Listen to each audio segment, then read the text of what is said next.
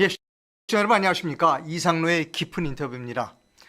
저희가 계속해서 거의 매주인 것 같아요. 우리 안동데일리 조충렬 기자님을 오늘도 모셨습니다. 예, 나와서 감사합니다. 예, 오늘도 반갑습니다. 추워요, 날씨가. 지난주보다는 조금 수그러들었습니다. 지난주보다는 조금 나은데 그래도 추워요. 네. 그리고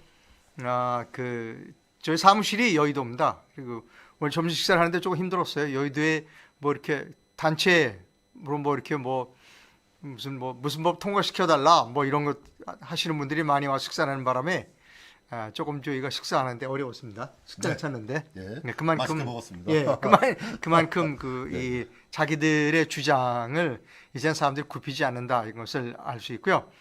자, 무엇보다도 우리 조충렬 기자님은 명실상부하게 부정선거를 밝혀내는 전문가입니다. 예. 예. 부정선거 전문가라고 그러면 직접 하는 사람이고. 저는 전문가라기보다는 이제 언론의 역할을 충실히 하고 있을 뿐입니다. 정말이지 기자다운 기자다라고 그렇게 생각합니다. 자, 부정선거의 증거들은 여러 가지가 많아요. 네, 그러니까 그렇습니다. 그러면 배춘희 투표지도 있고요. 가장 그렇습니다. 우리가 극적으로 볼 수 있는 게 배춘희 투표지 아닙니까? 네. 그다음에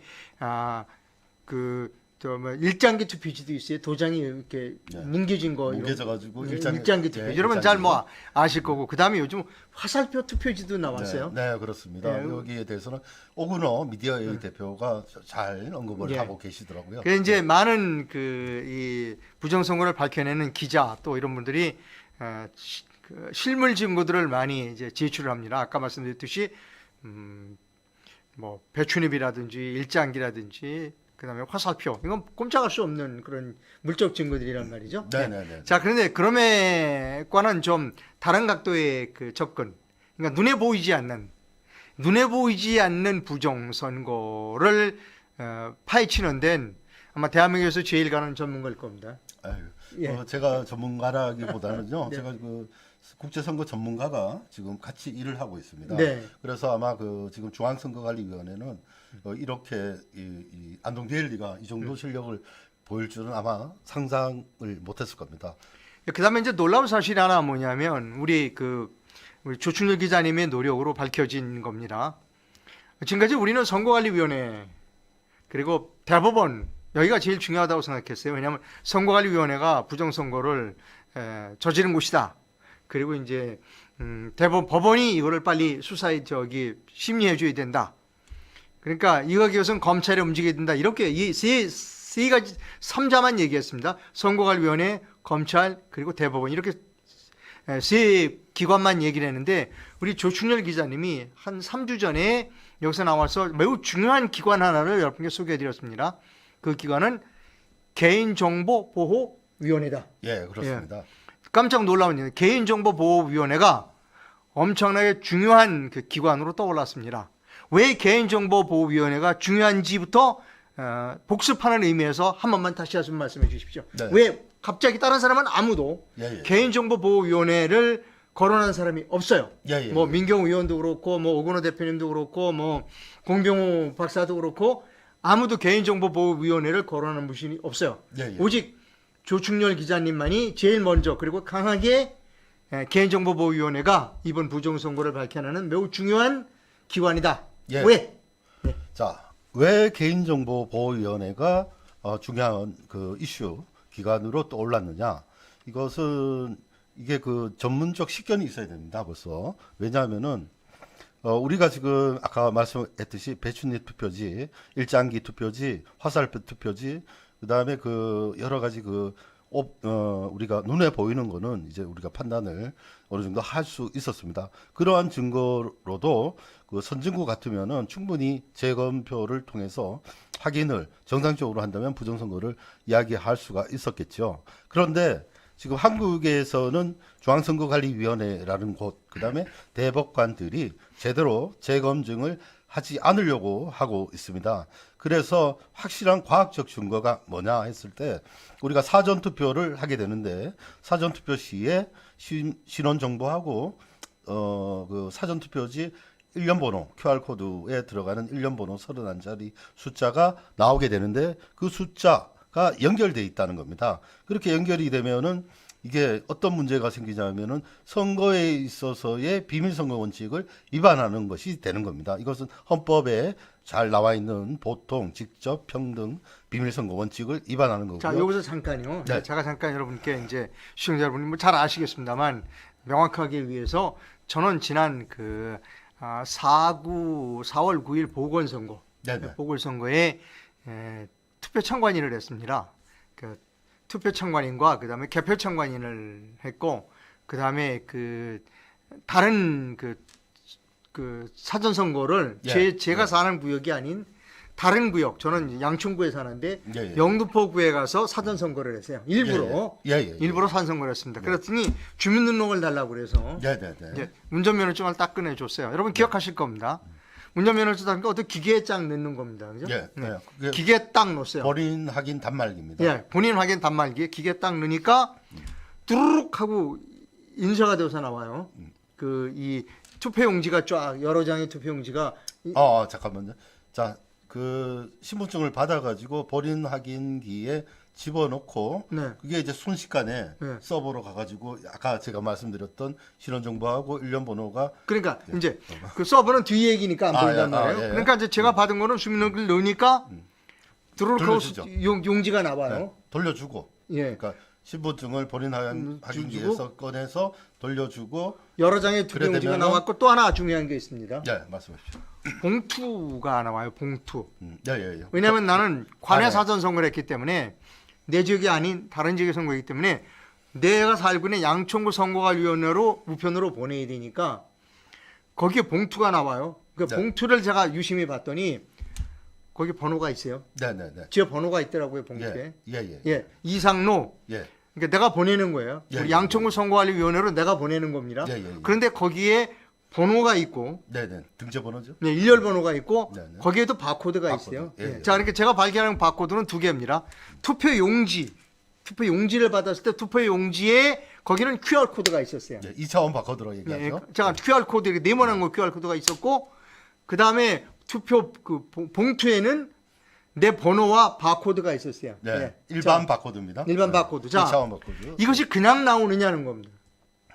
그냥 나오느냐? 예. 그냥 그렇지 않죠. 그 중앙선거관리위원회 컴퓨터하고는 상관없이 네네네. 그냥 이 투표소에서 그냥 자기가 임의로 만들어내는 거냐? 예. 아니라는 거죠 지금. 예, 그렇습니다. 예. 그게 왜 나오는 거예요? 번호가 왜 나오는 거예요? 자, 예. 아까 또 이어서 바로 신분증을 본인 확인 단말기에 집어넣으면 이것이 중앙선거관리위원회 서버로 이동이 되고 이 사람이 투표권이 있다고 됐을 때 그 사전투표지 QR코드 일련 번호가 부여가 됩니다.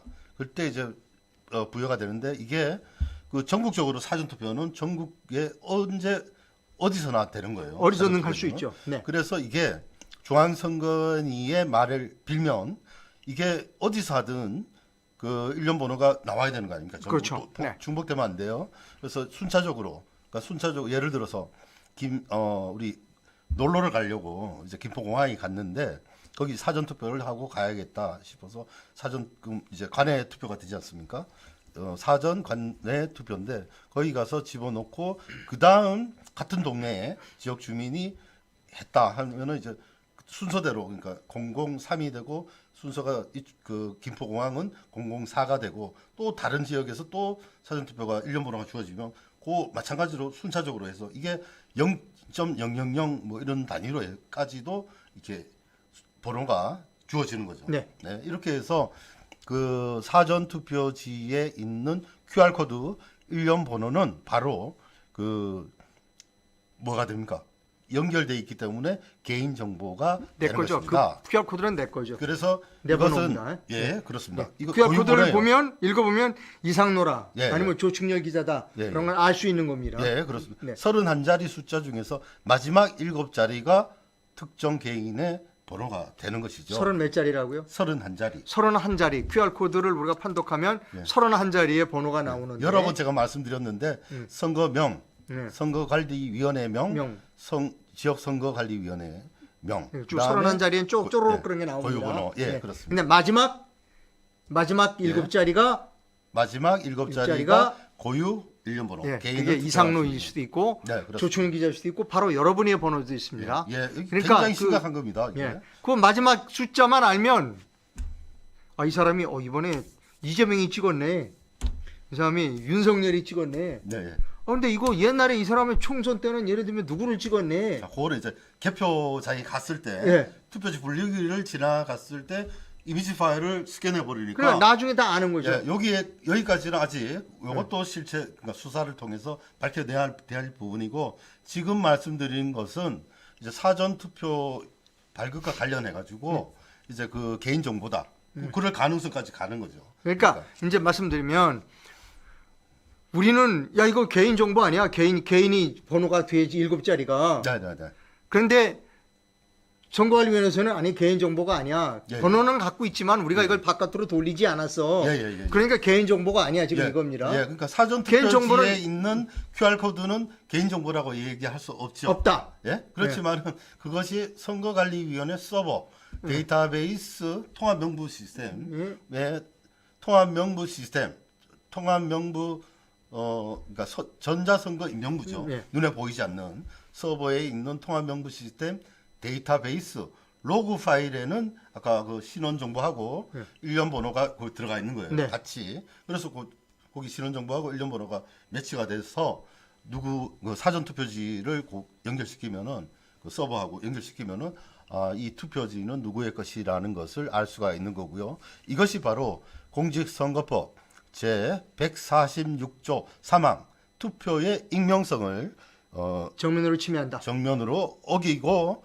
그리고 심지어 이런 그 개인 정보를 활용해서 부정선거에 이용했다. 이것이 네. 제가 지금까지 지지한 지금까지의 결론입니다. 그래서 이제 지금 말씀하실 부분이 그것이 개인 정보냐 아니냐를 판정해 주는 기관이 개인정보보호위원회다. 그렇습니다. 이게 다른 그 부정선거를 주장하시는 분들은 개인정보보호위원회까지는 못 갔어요. 접근을 못 했습니다. 오직 조충렬 기자만이 그거 개인정보야. 개인정보인지 아닌지를 판정해 주는 기관은 개인정보보호위원회야.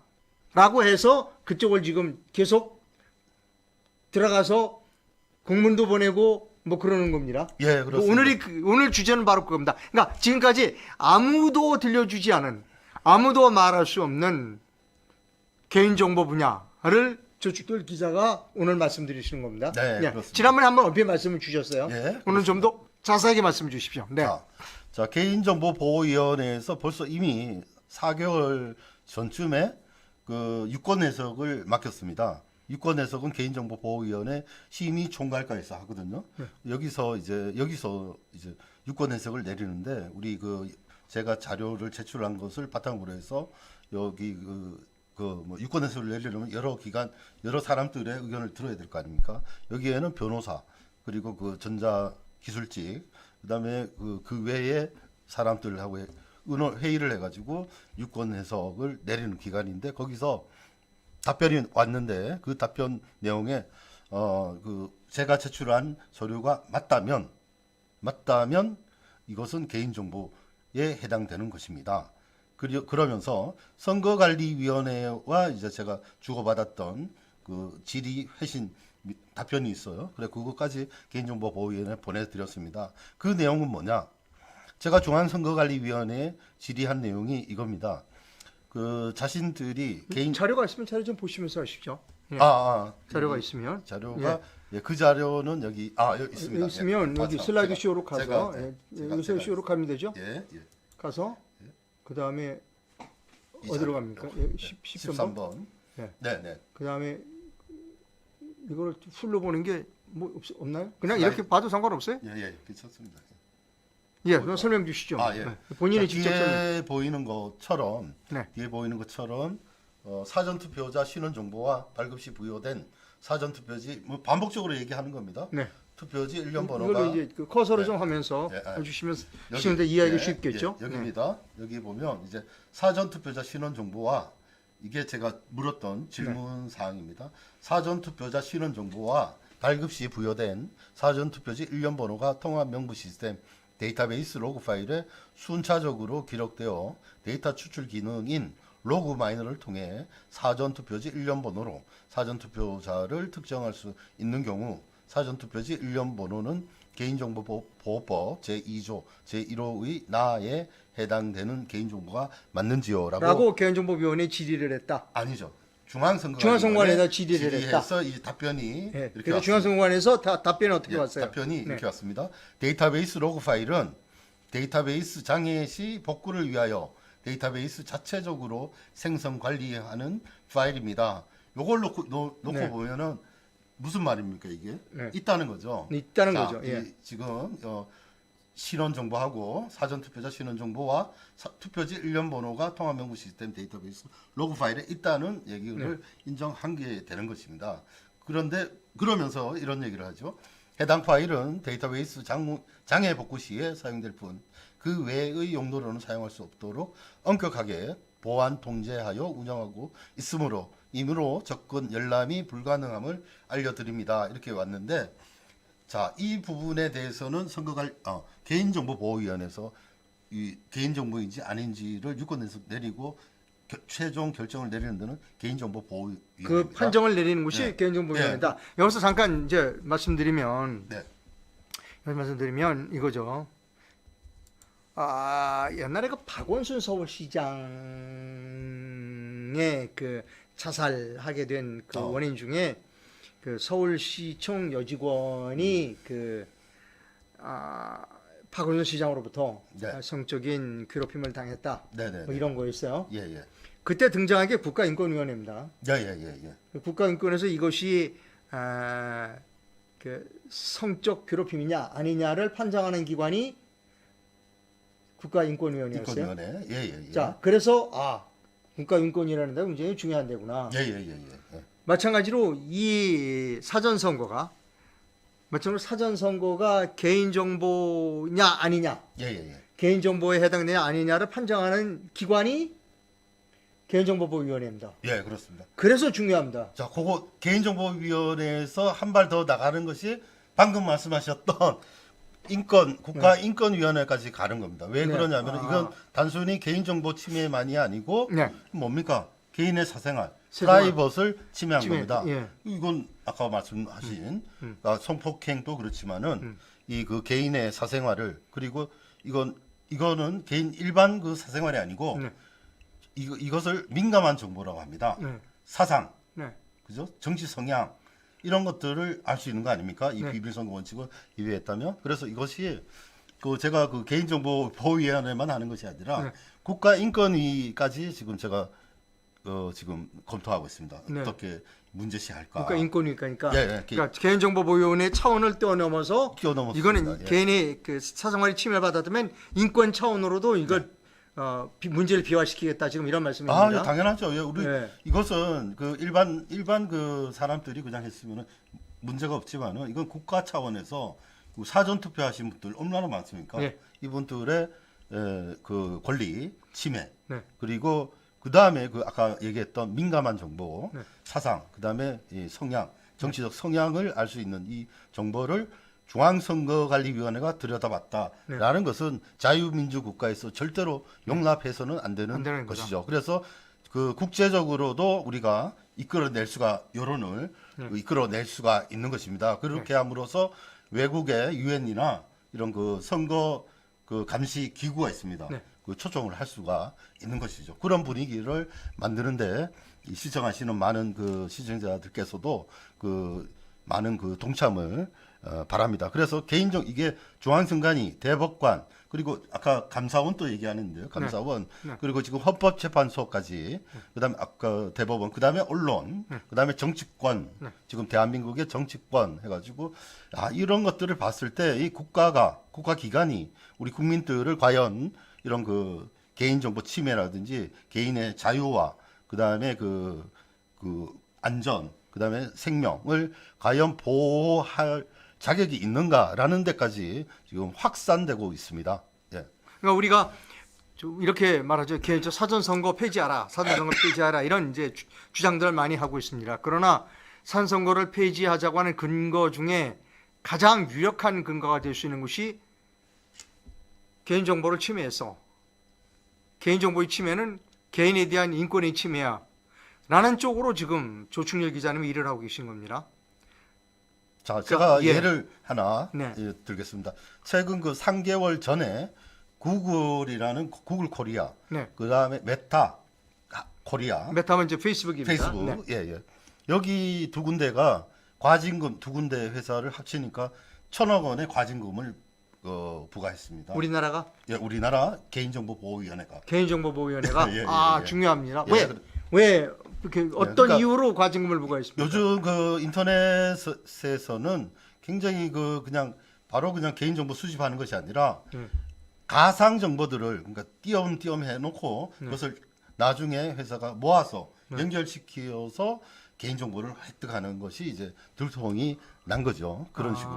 그러니까 이게 개인정보를 이렇게 여러 군데서 수집을 했다. 예, 예. 이쪽에서 저쪽에서 물어본 거를 연결시켜서 연결해서 예. 요거 하나만은 아니지만 네, 네, 네. 조합을 하니까 연결하니까 네. 그게 누군지를 안다. 네, 예. 그래서 마찬가지로 중앙선관위도 한 것이 우리가 보이지는 않지만은 그들의 소스 코드를 통해서 네. 그 지난 그 민경욱 후보의 그 선거무효 소송 재판 그 준비 서면이 왔다 갔다 하면서 거기에서 이제 그 소스 코드가 공개가 된 거죠. 네. 이 소스 코드는 바로 설계도입니다. 설계도. 네. 아. 예, 그래서 확실하게 중앙선관위가 불법 프로그램을 사용한 거예요. 아. 그거는 도저히 그 투표의 익명성 때문에 그런 불법 프로그램을 사용해서는 안 되는 겁니다. 네. 그런데 버젓이 눈에 보이지 않는다고 해서 이렇게 지금 뭉개고 있지 않습니까? 이런 것들도 다 우리 국민들을 우습게 알고 하는 것이다. 그래서 국민들이 분노해야 된다. 이런 생각을. 그러니까 시청자 여러분 그 우리가 이제 거듭 말씀드립니다만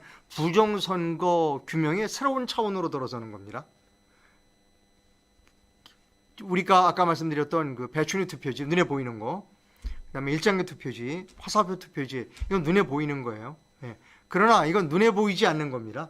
눈에 보이지 않는 부분을 조충렬 기자님이 개인 정보 보호 차원으로 지금 접근한 겁니다. 네, 그렇습니다. 그리고 개인 정보 보호인가의 위반인가 아닌가를 판정해 주는 기관이 개인정보보호위원회입니다. 네, 그렇습니다. 그 개인정보보호위원회는 아까 말씀드렸듯이 과징금을 부과할 수도 있어요.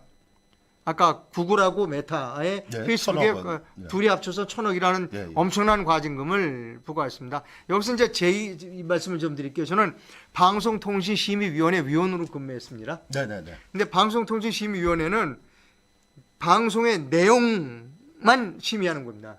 이게 이제 방송의 공무원이 그걸 하지 못하게 하는 이유는 공무원이 그걸 심의하면 이건 전제국가잖아요. 통제국가잖아요. 그러니까 민간인들이 구성돼서 방송통신심의위원회가 구성된 겁니다. 예, 예, 예. 그럼에도 불구하고 방송통신심의위원회가 이거 불공정해 방송이 네. 라고 우리가 그 하면 불공정해지는 겁니다. 네, 그리고 네, 네. 심한 경우에는 방송통신심의위원회도 방송사업자에게 과징금을 부과할 수 있습니다. 예, 그렇죠. 제가 있을 때 그 홈쇼핑 그리고 또 그 왜 그 가요 프로그램인가요? 그 콘테스트 프로그램에 그 순위를 조작했다고 그래서 아, 예, 예. 어느 방송사가 과징금 과징금 KBS입니다. 과징금을 부과한 일이 있습니다. 그러니까 우리나라 위원회라고 하는 곳이 그 아무것도 아니다라고 생각하시면 큰일 납니다. 그 지난번에 말씀하시기를 국정원에서도 예. 자료 삭제해 달라고. 예, 맞아요. 국정원에서도 이거 뭐 이거 이 통신이 이게 뭐 김일성 찬양하고 김정은이 찬양하는 건데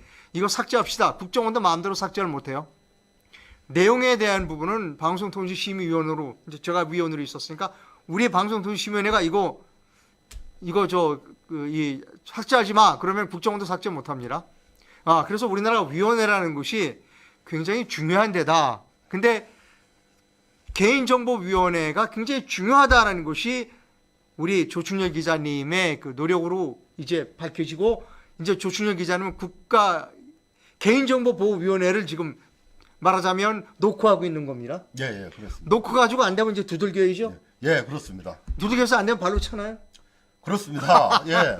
제가 오늘 후반부에 그런 얘기를 1960년 네. 4.19에 대해서 좀 말씀을 드릴까 합니다. 마지막 예, 부분에 이제 가서. 제가 말씀드린 말하고 개인정보보호위원회가 쭉 말씀해 조금만 주십시오. 더. 네. 개인정보보호위원회는 2020년 8월에 그 출범한 기관으로서요. 아까 말씀하셨던 이상로 기자님께서 말씀하셨던 그 방송통신심의위원회 그리고 행정안전부 그리고 금융감독원의 보안 쪽의 부서를 같이 그 세 개 기관의 부서를 합쳐놓은 것이 개인정보보호위원회입니다. 그래서 모든 그 정보와 관련된 부분에 있어서 개인의 정보를 침해한다든지 그리고 이것은 국제적으로 다 그 자유민주 국가의 그 국가는 이런 그 개인정보보호위원회가 다 갖춰져 있고 국제적으로도 네트워킹이 되어 있습니다. 그죠? 온라인상으로 벌어지는 일이기 때문에 그래서 지금 그 제가 개인정보 침해를 그 유권에서까지 내렸고 그리고 그렇게 되면 또 위반 그러니까 개인정보 위반이 되면 이제 신고를 할 수가 있는데 신고를 해서 개인정보보호위원회 조사총괄과에서 지금 현재 중요한 것이 조사를 하고 있다는 겁니다. 예? 지금 조사를 하고 있다. 예. 그래서 그럼 그걸 어떻게 알았냐 말씀을 하실 텐데요. 어떻게 아느냐? 자, 지금 그 중앙선거관리위원회 조사총괄과 그러니까 제가 그 조사를 의뢰했고 그 담당자에게는 그 필요한 자료가 아직도 많이 있으니까 그 자료가 더 필요하면은 더 요구해 달라. 그 대신에 그 성실하게 시간을 충분히 줄 테니까 성실하게 해달라 이렇게 얘기해서 그쪽에서 자료는 이제 이미 이 정도면 충분하고 지금 중앙선관위에 질의를 한 상태이고 회신도 받은 상태다. 그리고 또 지금 면밀히 검토하고 있고 1월 3일 날까지는 늦어도 3일까지는 그 결과 조사를 실제 조사를 하는 거 1월 3일. 1월 3일입니다. 네. 1월 3일. 네. 그때까지 얼마 안 남았네요. 예, 그때까지 좀 기다려 달라. 우리가 다 우리 제가 총괄과에서 조사총괄과에서 조사총괄과에서 서기관입니다. 담당자. 1월 3일까지는 예. 기다려달라. 예, 자료를 그때까지는- 수집을 해야 되니까. 예. 예. 더 빨리 될 수도 있어요. 네. 근데 그렇지만 맥시멈이 이제 1월 3일입니다. 네. 예, 이것도 4번이나 연장해가지고 봐준 거죠. 4번 연기했어요. 1월 예, 3일도 예. 많이 자, 연기했네. 네. 그래서 이번에는 아마 결과가 나올 것으로 보입니다. 그래서 이 결과를 놓고 그 다음은 이제 인권위원회부터 해가지고 또 한국에 또 인권위원회가 또 있습니다. 파견된 엠네스티라고요. 엠네스티 예, 있죠. 예. 예. 예, 그래서 이런 기관 그 다음에 여러 또 그 시민들이 개인정보보호위원회를 찾아가야 되는 겁니다. 이게 지금 지금 대한민국의 뭐 거의 대부분의 기관들이 자신들의 일을 제 역할을 권리와 의무를 다하지 않고 있는 것이 문제 아닙니까 지금요? 예, 여기까지 말씀. 자, 오늘 이제 매우 중요한 부분만 이렇게 서두만 띄워둔 겁니다. 예. 오늘 이제 30분 정도 됐고요. 예. 이제 계속해서 디테일하게 다음 주에 예, 또 예. 다음 주 수요일이 가능한가 모르겠어요. 뭐 연휴는 아니죠? 예. 예, 예. 보죠. 뭐. 보자고요. 예. 예. 네, 상관없네요. 됐습니까? 예, 예, 예. 그래서 다음 주 수요일 날 또 계속해서 갑니다. 여러분, 우리가 지금 조춘일 기자님이 하고 있는 것은 전혀 다른 쪽으로 공격을 하고 있는 겁니다. 다른 쪽. 저희가 하는 거는 예. 그 배춧잎 이런 거는 이제 막 여러 그 전문가들이 뭐 종이 질도 보고 막 이런 거지만은 제가 지금 얘기하는 것은 굉장히 쉽습니다. 과학적 증거예요. 그냥 그 설계도 보면 되고 얘들이 불법 프로그램을 썼는지 안 썼는지를 확인하면 되는 그런 아주 전혀 간단한 접근 방법이 다릅니다. 그러니까 새로운 공격 루트를 찾으신 겁니다. 네. 그래서 국가인권위원회로 가고 국가인권위원회에서 이게 죄송합니다. 개인정보위원회로 가고 개인정보위원회에서 이게 개인정보에 위반했다라고 하면 그 다음부터 일이 커지는 겁니다. 커지는 거죠. 그럼 이제 국가인권위원회도 가고 이거 엠네스티도 가고 유엔에도 가고 왜 개인 인권이 됐으니까 혹여라도 안 가더라도 예. 혹시 지금 이게 엄청난 사건 아닙니까? 이 엄청난 부정선거를 자행해가지고 이걸 실제로 중앙선관위에 가서 대법관이 위원장으로 있는 중앙선거관리위원회를 조사한다는 것이 결코 쉬운 일이 아니거든요. 그래서 예를 들어서 개인정보보호위원회에서 그것을 넘지 못하면 이제 국민 여러분들께서 나오셔야 된다는 거죠. 저만 그 사전투표 한 것이 아닙니다. 그 당시 많은 분들이 또 제기하면 되는 것입니다. 네. 예. 오늘 방송 시청해주셔서 감사하고요. 다음 주 수요일 날 좀 더 깊은 이야기 들려주시면 감사하겠습니다. 수고 많으셨습니다. 시청자 여러분 시청해 주셔서 대단히 감사합니다. 다음 주 수요일에 뵙겠습니다. 고맙습니다.